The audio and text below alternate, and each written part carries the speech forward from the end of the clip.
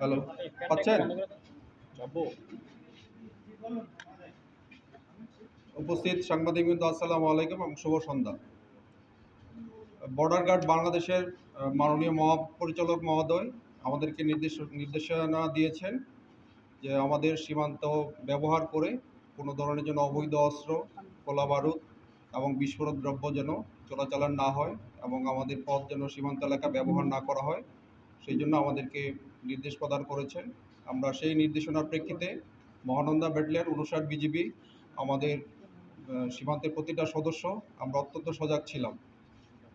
আজ ২৪শে এপ্রিল আনুমানিক দুপুর ২টায় আমাদের চকপাড়া সীমান্তের ১৮৪ মেইন পিলার থেকে আনুমানিক ১০০০ গজ বাংলাদেশের অভ্যন্তরে শাহবাজপুরের কয়লাবাড়ি ট্রাক টার্মিনালে এলাকায় আমাদের চৌকস টহল দল অভিযান পরিচালনাকালে দেখতে পায় দুজন বেসামরিক ব্যক্তি দুটি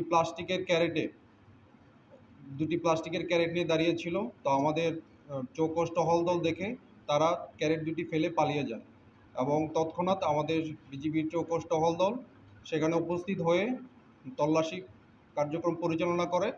তল্লাশি করে দেখতে পায় একটি ক্যারেটে লাল টেপে স্কচ টেপে মোড়ানো ৯৯টি ককটেল এবং আরেকটি ক্যারেটে ৪০টি পেট্রোল বোমা দেখতে পাই এবং আমরা পেট্রোল বোমা এবং দেশীয় ককটেল দেখতে পেয়ে আমাদের টহল দল আমাদের সীমান্ত ফাঁড়িতে নিয়ে যায় এবং আমরা এই আটককৃত ককটেল এবং বিস্ফোরক দ্রব্যাদি আজ আমরা শিবগঞ্জ থানায় জিডি করত হস্তান্তর করা হবে। ধন্যবাদ সবাইকে।